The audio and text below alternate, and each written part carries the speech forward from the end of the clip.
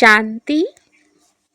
यह संगम युग है, चढ़ती कला का युग।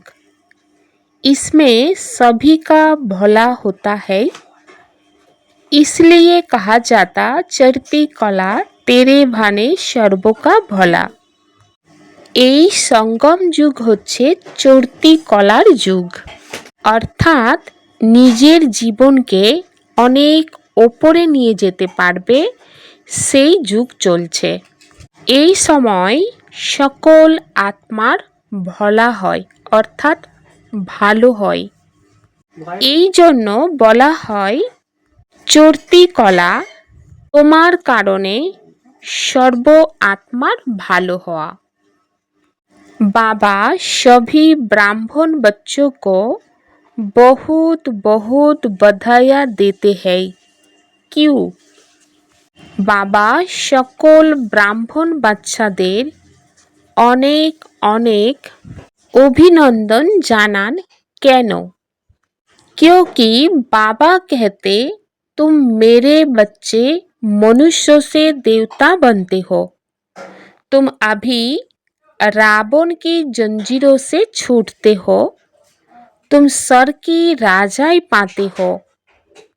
কারণ বাবা বলেন তোমরা অর্থাৎ আমার বাচ্চারা মানব থেকে দেবতা হও।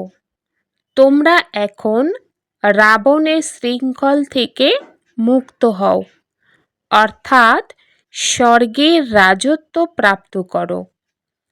পাস উইথ অনার হও, অর্থাৎ সম্মানজনকভাবে পাস হও। এগুলো আমি করি না, সেই জন্য বাবা তোমাদের অনেক অনেক ধন্যবাদ জ্ঞাপন করেন। আত্মারূপী তোমরা হলে ঘুড়ি, তোমাদের সুতো আমার হাতে রয়েছে। আমি তোমাদের স্বর্গের মালিক বানিয়ে দিই। বাবা বলেন এই সুন্দর অমর কথা কে শোনাচ্ছে? অমর কথা বলো বা সত্যনারায়ণের কথা বলো অথবা তিজরিকি কথা বলো, এই তিনটি মুখ্য।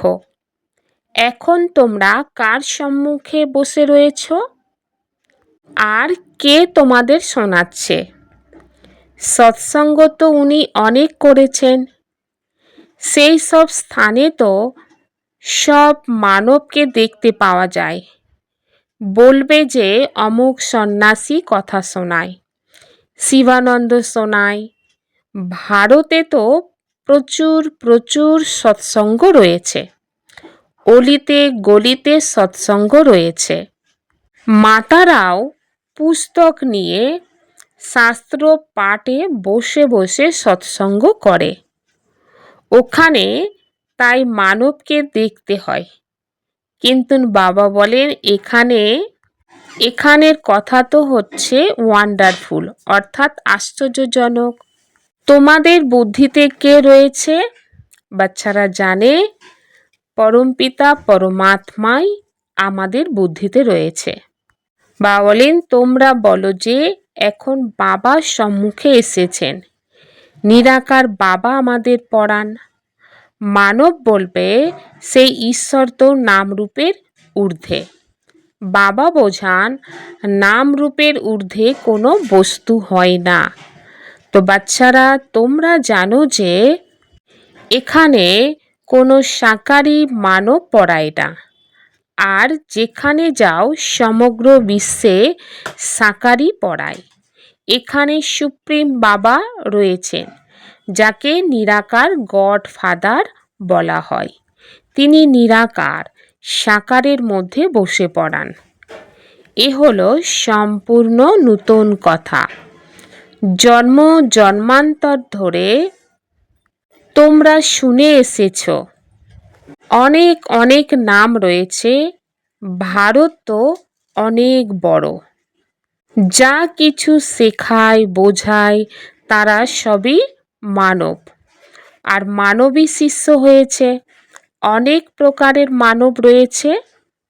সর্বদাই শরীরের নাম নেওয়া হয়, ভক্তি মার্গে নিরাকারকে আহ্বান করা হয়, হে পতিত পাবন এসো। তিনি এসে বাচ্চাদের বোঝান, বাচ্চারা তোমরা জানো যে প্রতিকল্পে সমগ্র দুনিয়া পতিত হয়ে যায়। তা পবিত্র করেন যিনি, তিনি হলেন সেই একমাত্র নিরাকার বাবা। তোমরা এখানে যারা বসে রয়েছ, তোমাদের মধ্যে কেউ কেউ কাঁচা, আবার কেউ কেউ পাকা রয়েছে, কারণ তোমরা অর্ধকল্পে দেহ অভিমানী হয়ে গিয়েছিলে। এখন এই জন্মে দেহী অভিমানী হতে হবে, অর্থাৎ আত্মিক স্থিতিতে স্থির হতে হবে। এর জন্য নিজেকে আত্মা নিশ্চয় করতে হবে আর পরমাত্মা বাবাকে স্মরণ করতে হবে। आत्मा ही संस्कार ले जाती है। आत्मा कहती है ऑर्गन्स द्वारा कि मैं फलाना हूँ, परंतु आत्मा अभिमानी तो कोई है ही नहीं। बाप समझाते हैं जो इस भारत में सूर्यवंशी चंद्रवंशी थे, वही इस समय आकर ब्राह्मण बनेंगे, फिर देवता बनेंगे। आत्मा যাওয়ার সময় সংস্কার নিয়ে যায়। আত্মায় শরীরের মাধ্যমেই বলে আমি অমুক ব্যক্তি, কিন্তু আত্ম অভিমানিত কেউ হয় না। বাবা বোঝান যে এই ভারতবর্ষে সূর্যবংশী চন্দ্রবংশী ছিল, তারাই এই সময় এসে ব্রাহ্মণ হবে, ফিরে দেবতা। মানব দেহের অভিমানে থাকার অভ্যাসী হয়ে গিয়েছে। আত্মিক স্থিতিতে থাকতে হবে এটা ভুলে যায়। এই কারণে বাবা ক্ষণেকে ক্ষণেকে এই কথা বলে, বাচ্চারা দেহী অভিমানী হও। আত্মা ভিন্ন ভিন্ন শরীর নিয়ে পাট বাজায়। এখন প্রাণ প্যারে শিব বাবা বাচ্চাদের এই কথা বলেন, মন মনাভব হতে হবে। বাকি শুধুমাত্র গীতা পড়লে কেউ রাজ্য ভাগ্য প্রাপ্ত করতে পারবে না। এই সময় বাবা বাচ্চাদেরকে ত্রিকালদর্শী বানাচ্ছে, তো রাত দিনের তফাৎ এসে গিয়েছে না। বাবা বাচ্চাদেরকে বোঝান যে আমি তোমাদেরকে রাজযোগ শেখাচ্ছি। আর শ্রীকৃষ্ণ তো সত্যযুগে রাজকুমার ছিল। সত্যযুগে যারা দেবতা অথবা সূর্যবংশীতে ছিল, তাদের মধ্যে কোনো জ্ঞান ছিল না।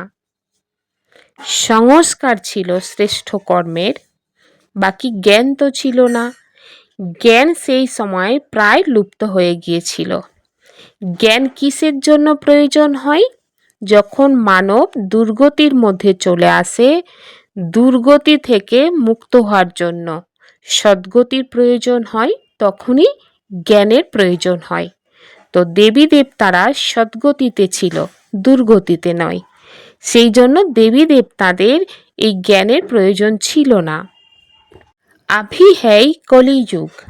भारत में पहले सूर्यवंशी 8 जन्म, फिर चंद्रवंशी 12 जन्म, ये एक जन्म अभी तुम्हारा सबसे अच्छा जन्म है। तुम हो प्रजापिता ब्रह्मा मुख वंशावली। यो है सर्वोत्तम धर्म। বাবা বলেন ভারতে প্রথমে সূর্যবংশী, সূর্যবংশীর আত্মারা 8টা জন্ম নেবে, ফিরে চন্দ্রবংশী আসবে, তো চন্দ্রবংশীর আত্মা 12টা জন্ম নেবে। আর এই যে একটা জন্ম এখন চলছে, বা বলেন এই জন্ম হচ্ছে তোমাদের অনেক ভালো জন্ম। তোমরা হচ্ছ প্রজাপিতা ব্রহ্মার মুখ বংশাবলী, আর এটা হচ্ছে সর্ব উত্তম ধর্ম। দেবতা ধর্মকে সর্ব উত্তম ধর্ম বলবে না। ব্রাহ্মণ ধর্ম হচ্ছে সব থেকে উচ্চ ধর্ম। দেবতারা তো প্রালব্ধ ভোগ করে, আজকাল তো অনেক সমাজ সেবিকা বা সমাজ সেবাধারী আত্মারা আছে, কিন্তু বাবা বলেন তোমাদের হচ্ছে আত্মিক সেবা করতে হবে। দুনিয়াতে তো তারা শারীরিক সেবা করে, আর এটা হচ্ছে তোমাদের আত্মিক সেবা। আর এই সেবা একবারই হয় এই সঙ্গম যুগে। আগে এত সমাজ সেবাধারী ছিল না, কারণ সেখানে রাজা রানীর রাজত্ব চলত। সত্য যুগে তো দেবী দেবতারা থাকবে, তোমরাই সেই পূজ্য দেবী দেবতা ছিলে, এখন পূজারী হয়ে গিয়েছ।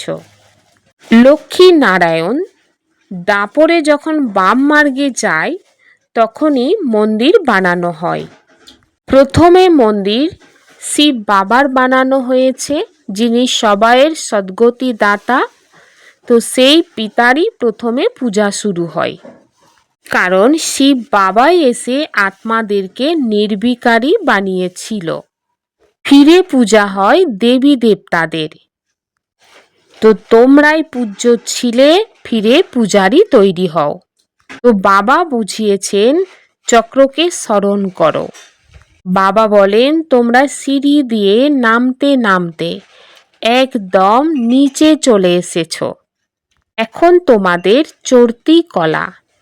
পতিত পাবন বাবা এসে সকল আত্মাকে পাবন বানায়। যখন সকল আত্মা পাবন হবে তো সত্যযুগ চলে আসবে, বাকি সব आत्मा तो मुक्तिधाम ही থাকবে। बाप बैठे समझाते हैं मीठे मीठे बच्चों, मेरा जन्म भारत में ही होता है। शिव बाबा आया था, गाया हुआ है, अब फिर आया हुआ है। এখন বাবা বসে বোঝাচ্ছেন আমার মিষ্টি মিষ্টি বাচ্চা, আমার জন্ম ভারতেই হয়। তো শিব বাবা কোথায় আসেন? ভারতবর্ষেই আসে, আর ভারতবাসী শিবরাত্রি পালন করে।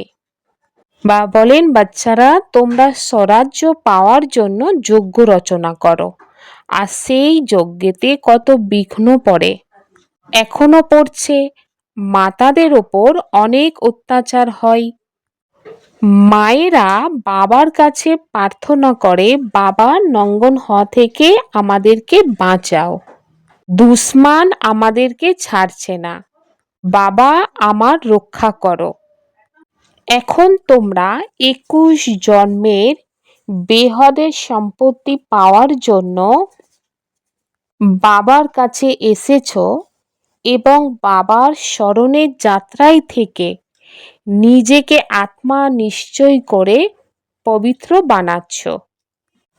ফিরে যদি অপবিত্র জীবনে যাও তাহলে যে কামাই বা ইনকাম করেছিলে সব কিছু খালাস হয়ে যাবে এবং তুমি নিচে পড়ে যাবে। এই জন্য বাবা বাচ্চাদেরকে সাবধান করে যে কখনো অপবিত্র হবে না, পবিত্র অবশ্যই থাকবে। যে আত্মা কল্পে কল্পে ছিল সেই আত্মা অবশ্যই পবিত্রতার প্রতিজ্ঞা করবে। ফিরে কোনো কোনো আত্মা তো পবিত্র থাকে, আবার কেউ থাকে না। তো মুখ্য কথা হচ্ছে এক পবিত্র জীবন, আর দুসরা তো বাবার স্মরণ থাকতেই হবে। তার সাথে বাবা বলেন সদর্শন চক্রধারী হও, সদর্শন চক্রকে ঘুরাও, তবেই উচ্চ পদ प्राप्त করবে। तुम जानते हो कि हम शांति धाम के रहने वाले हैं, वह है निराकारी दुनिया। अब आत्मा क्या चीज है वह भी मनुष्य मात्र नहीं जानते, कह देते आत्मा से परमात्मा। বা বলেন বাচ্চারা এখন তোমরা জানো কি আমরা সবাই শান্তি ধামেই থাকি, আর শান্তি ধাম হচ্ছে নিরাকারী দুনিয়া, অর্থাৎ যেখানে রক্ত মাংসের বা লাইটের শরীর নেই। আত্মা কি জিনিস এটাও মানব জানে না। কি বলে দেয় যেই আত্মা সেই পরমাত্মা। আত্মার জন্য কি বলে? চমকায় এক আজব সিতারা, যেটা ভ্রুকুটির মাঝখানে থাকে, যাকে এই চোখ দিয়ে দেখা যায় না। হয়তো অনেক চেষ্টা করা হয়, কাছের মধ্যেও বন্দি করে রাখা হয়, যখন কোনো আত্মার শরীর ছাড়বে সেই অবস্থায়।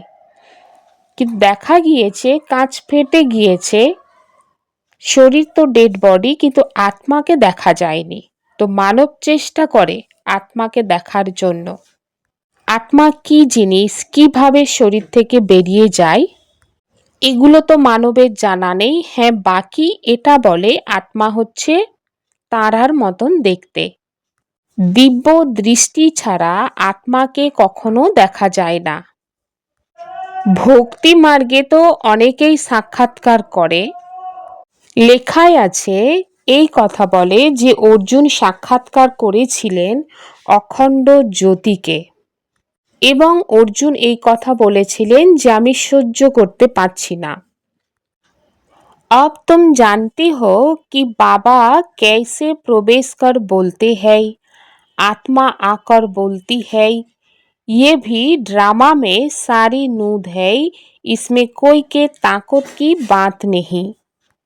এখন বাবা বলেন, তোমরা জানো যে সেই বাবা শরীরের মধ্যে কিভাবে প্রবেশ করেন, বা আত্মা এসে বলে, এগুলো সব কিছু ড্রামার মধ্যে ফিক্সড আছে। বাবা বলেন, আমি সাধারণ শরীরে আসি। বাবা এই কারণে আসেন কি আমি এসে পতিত আত্মাদেরকে পাবন বানাই।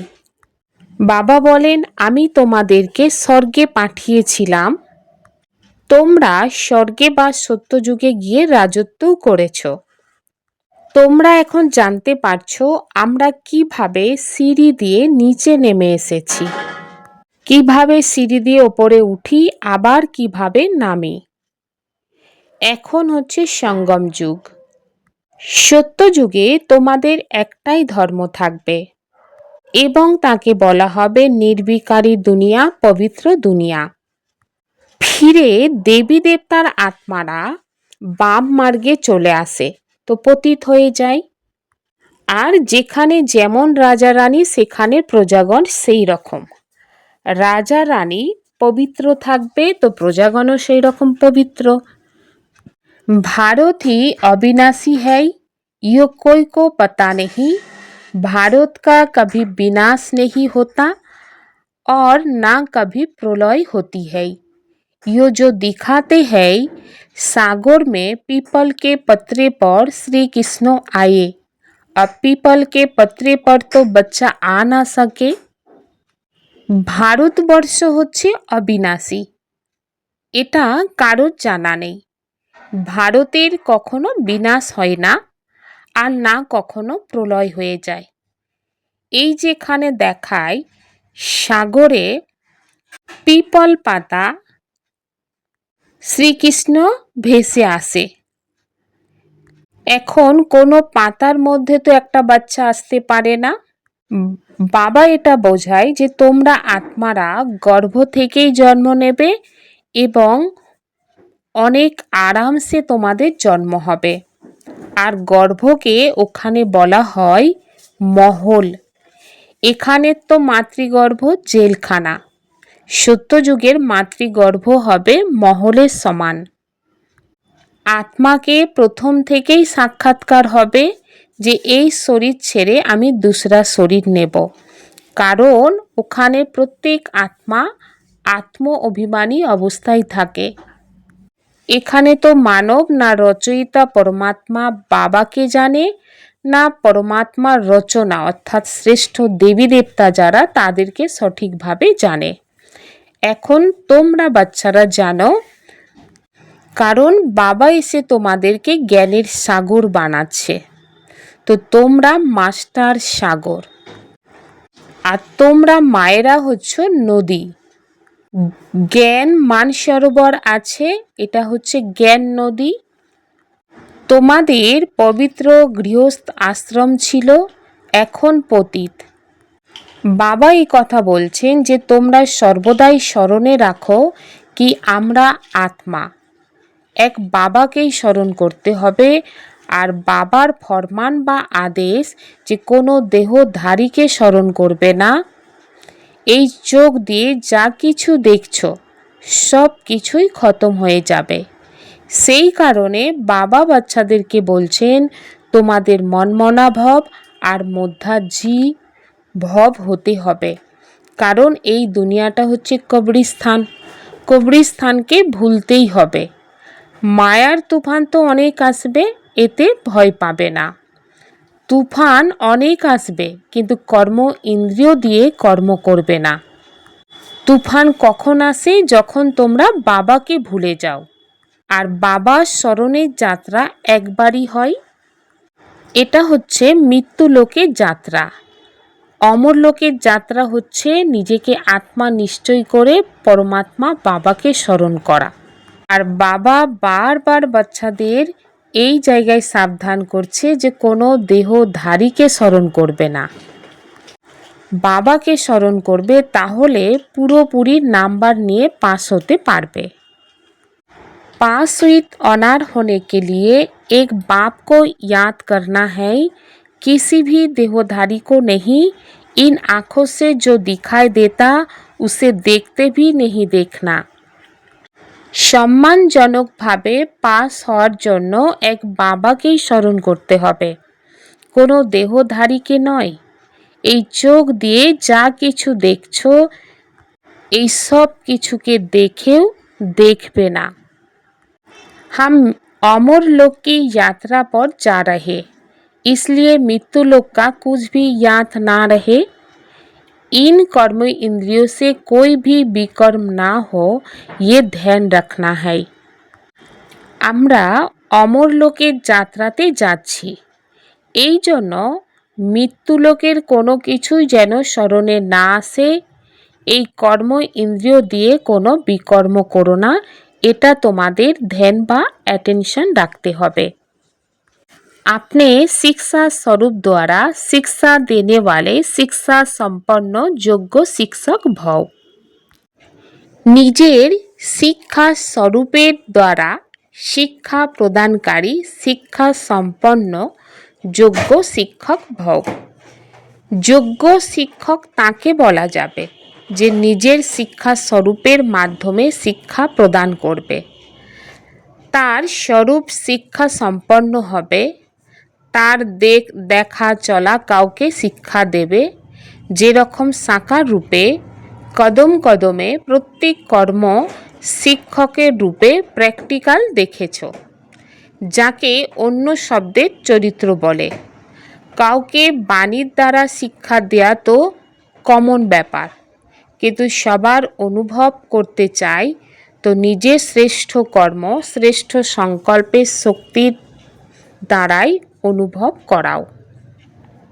संकल्प की सिद्धि प्राप्त करने के लिए आत्मा शक्ति की उड़ान भरते चलो। संकल्पेर सिद्धि प्राप्त करार जन्य आत्मार मध्य शक्तिर उड़ान भरते हबे। एकता और विश्वासेर विशेषतार माध्यमे सफलता सम्पन्न होते हबे। संगठन के एकता सूत्रे बाधार जन्य বাণীর শক্তির ওপর বিশেষ অ্যাটেনশন দিতে হবে। বাণী সর্বদাই নির্মল হবে। কম বলো, ধীরে বলো আর মিঠা বলো, সম্মানজনক কথা বলো। এখনো পর্যন্ত সাধারণ কথাই বেশি হয়। অলৌকিক কথাবার্তা হবে, ফরিস্তাদের মতন কথাবার্তা হবে। প্রত্যেক কথা মধুর হবে। এখন এই কথাগুলি নিচে আন্ডারলাইন করো, তাহলেই প্রত্যক্ষতা হবে। ওম শান্তি।